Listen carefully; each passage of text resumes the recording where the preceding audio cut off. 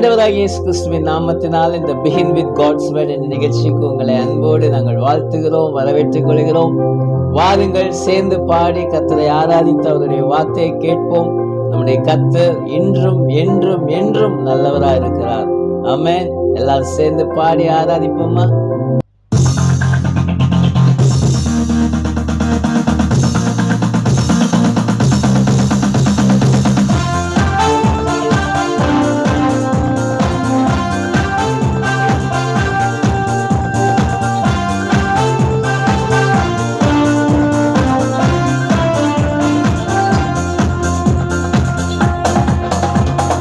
விடுதலை நாயகன் வெற்றியை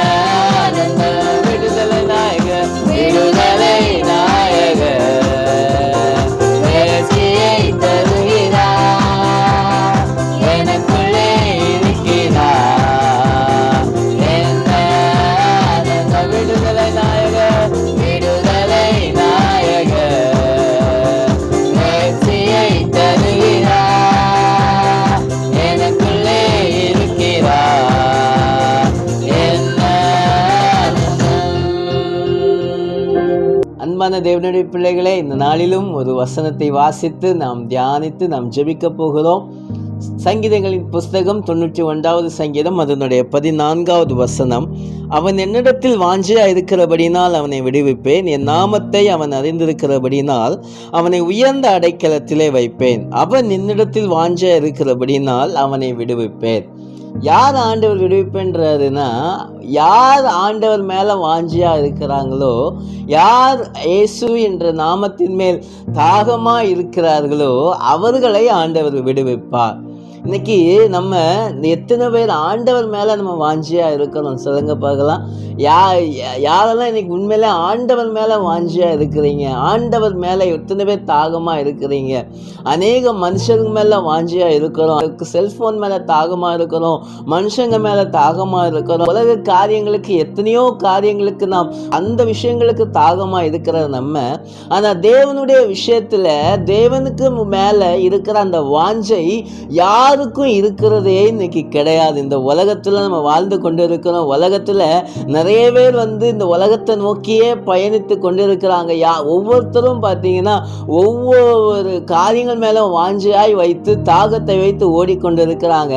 ஆனா ஆண்டவர் மேல யாரு தாகமா இருக்கிறாங்களோ அவங்கள ஆண்டவர் விடுவிப்பார். ஆமென். அவங்கள ஆண்டவர் உயர்த்துவார், அவர்களை ஆண்டவர் ஆசீர்வதிப்பார். இன்னைக்கு எத்தனை பேர் ஆண்டவர் மேல தாகமா இருக்கிறோம்? எத்தனை பேர் அவருடைய அன்பு மேல எத்தனை பேர் தாகமா? உங்களுக்காக மரித்தார் அல்லவா, உங்களுக்காக பாடுபட்டார் அல்லவா, உண்மையான அன்பை, தன்னுடைய அன்பை, பூரண அன்பை கர்த்தர் வெளிப்படுத்தினார் அல்லவா. எத்தனை பேர் இந்த ஆண்டவர் மேல இன்னைக்கு வாஞ்சியா இருக்கிறோம் என்பதை நாம் சிந்தித்து பார்க்க வேண்டும். ஆண்டவர் மேல் வாஞ்சியா இருந்தால் விடுதலை தானாகவே ஆனால் தான் ஆண்டவர் வாக்குத்தத்தம் பண்ணியிருக்கிறார். அவன் என்னிடத்தில் வாஞ்சியா இருக்கிறபடினால் அவனை நான் விடுவிப்பேன் என்று ஆண்டவர் சொல்றார். ரெண்டாவது ஆண்டவர் என்ன சொல்றார் அப்படின்னா, என் நாமத்தை அவன் அறிந்திருக்கிறபடினால் உயர்ந்த அடைக்கலத்தில் வைப்பேன். இன்னைக்கு உங்களுக்கு வந்த ப்ரமோஷன் எதனாலங்க வந்துச்சு? இருக்கிற உயர்வு யாரால வந்துச்சுன்னு நினைக்கிறீங்க? கர்த்தரால வந்துச்சு. அவர் நாமத்தை நீங்க அறிஞ்சிருக்கிறீங்கல்ல, அவருடைய நாமத்தின் மேல நீங்க நம்பிக்கையா இருக்கிறீங்கல்ல, அவருடைய நாமத்தின் மேல வாஞ்சியா இருக்கிறீங்கல்ல, ஆண்டவர் அதனாலதான் அவங்களை என்ன பண்ணியிருக்கிறார்? உயர்த்தி ஆசீர்வதித்து இருக்கிறார். தேவனுடைய பிள்ளைகளை, இன்னும் நீங்கள் உயர்வீர்கள், இன்னும் ஆசீர்வாதமா இருப்பீர்கள். நீங்கள் செய்ய வேண்டிய காரியம் என்னன்னா, ஆண்டவர் மேல வாஞ்சியா இருக்கணும். அவர் நாமம் நாம் அறிந்து கொள்ள, யார் நம் ஆராதிக்கிற தேவன் யார் என்பதை முதலாவது அறிந்து கொள்ள வேண்டும். இன்னைக்கு நிறைய கிறிஸ்தவங்க வாழ்ந்து கொண்டு இருக்கிறாங்க. பாருங்க, நிறைய கிறிஸ்தவங்க என்ன பண்றாங்கன்னா, பெயர் கிறிஸ்தவர்களா இருக்கிறாங்க. ஆண்டவர் யாருன்னு தெரியாம வாழ்ந்துட்டு இருக்கிறாங்க. அற்புதத்தை எதிர்பார்க்கிற அவங்க, ஜெபிக்கிற அவங்க, ஆண்டவரை அறியாம தான் வாழ்ந்து கொண்டு இருக்கிறாங்க இந்த உலகத்துல. ஏன், எதுக்கு, எப்படி நடக்கும்? அந்த ஆண்டவரை உண்மையா அறிந்த மனிதனுக்கு எப்படி நடக்கும், என்ன நிலைமையில வரும், யார் கொண்டு கொடுப்பான்ற அந்த மனநிலைமையெல்லாம் கிடையாது. எப்படியாவது வரும், ஆண்டவர் தருவார், என்னை ஆண்டவர் எப்படியாவது போஷிப்பார், அவர் என்னை வழி நடத்துவார். ஆண்டவரே சொல்லியிருக்கிறார், அவரின் நாமத்தை அறிந்தபடினால அவனை உயர்ந்த அடைக்கலத்தில் வைப்பேன். இன்னைக்கு எத்தனை பேர் ஆண்டவரை உண்மையா அறிஞ்சிருக்கிறீங்க? ஆண்டவரை உண்மையா நீங்க விசுவாசத்தோட உண்மையா நீங்க ஆண்டவருடைய நம்பி இருந்தீங்கன்னா ஆண்டவர் உங்களை உயர்த்த அவர் வல்லவரா இருக்கிறார். இந்த உலகத்துல மனுஷன் உங்களை உயர்த்த முடியாது, உங்களுடைய வேலை உங்களை உயர்த்த முடியாது, உங்களுடைய டேலண்ட் உங்களை உயர்த்த முடியாது. யாரைதான் உங்களை உயர்த்தணும்னா ஆண்டவர் தாங்க உங்களை உயர்த்தணும். இந்த காலை நேரத்துல இதை கொஞ்சம் நீங்க யோசிச்சு பாருங்களேன். யார் மேலப்பா நான் வாஞ்சியா இருக்கிறேன்? உங்க மேல நான் வாஞ்சியா இருக்கிறேன்னா, இல்ல நான் மற்றவங்க மேல, மற்ற காரியங்களுக்கு மேல நான் வாஞ்சியா இருக்கிறேன்னா, நான் யாரப்பா அறிஞ்சிருக்கிறேன்? நான் உங்களை அறிஞ்சிருக்கிறேன், நான் கரெக்டா அறிஞ்சிருக்கிறேன்னா, ஆண்டவர் யார் என்பதை நான் அறிந்திருக்கிறேன், என் நாமத்தை நான் கரெக்டா அறிஞ்சிருக்கிறேன்னா, நான் எப்படிப்பட்ட ஆண்டவரை நான் ஆராதித்து கொண்டு இருக்கிறேன், அவர் என்னை நடத்த வல்லவரா இருக்கிறார், என்னை அழைத்தவர் உண்மையுள்ளவர், அவர் மரண பரியந்தமும் என்னை நடத்துவார் என்ற அந்த விசுவாசம் இன்றைக்கு யாருக்குள்ளெல்லாம் இருக்குதோ அத்தனை பேருக்குள்ள வாழ்க்கையிலும் தேவன் ஒரு உயர்வை ஆண்டவர் கட்டளையிடுவார். ஆண்டவர் மகிமையாய் உங்களை நடத்துவார், மகிமையாய் நடத்துவார். உயர்ந்த அடைக்கலத்தில் வைத்து உங்களை அழகு பார்க்கிற சர்வ வல்லமையுள்ள தேவனை நாம் ஆராதித்துக் கொண்டு இருக்கிறோம். அன்பு தேவனுடைய பிள்ளைகளே, இந்த காலை நேரத்தில் நீங்க யார் ஆராதிச்சுட்டு இருக்கீங்க? ஆண்டவரை நம்ம ஆராதித்து கொண்டிருக்கிற தேவன் எப்படிப்பட்டவர், நம்ம யார் மேல வாஞ்சியா இருக்கிறோம் அப்படின்னு சொல்லி நம்ம கொஞ்சம் சிந்தித்து பார்த்து இந்த நாளை அவருக்கு நம்ம ஒப்பு கொடுப்போம். ஆண்டவர் நிச்சயம் நம்மளை இந்த நாளை நடத்துவார். அவர்கிட்ட ஒப்பு கொடுக்கணுங்க. அவர்கிட்ட ஒப்பு கொடுத்துட்டு நம்மளுடைய வேலையை செய்து கொண்டு இருந்தா, தொடர்ந்து ஹார்ட் ஒர்க் பண்ணி கொண்டே இருந்தா அவர் உயர்வை கட்டளையிடுவார். நம்ம சும்மா ப்ரேயர் பண்ணிட்டு நம்ம இருந்தோம், சரி ஆண்டவர் பார்த்து கொள்வார்னா நடக்காது. நீங்க அதுக்காக முயற்சி செய்ய வேண்டும். ஒவ்வொரு நாளும் முயற்சி செய்ய வேண்டும். ஆண்டவர் ஒவ்வொரு நாளும் நீங்கள் முயற்சி செய்யும் போது ஆண்டவர் உங்களை நடத்தி, அவர் உங்களை பாதுகாக்கிறதை, அவர் உங்களுக்காக யுத்தம் பண்ணுவதை நீங்கள் உங்கள் கண்கள் காணும். இந்த காலை நேரத்தில் இதை கொஞ்சம் நீங்கள் சிந்தித்து பாருங்க. நான் உண்மையாகவே ஆண்டவர் மேலே தான் வாஞ்சையாக இருக்கிறேன்னா, நான் யாரை அறிந்து வைத்திருக்கிறேன்?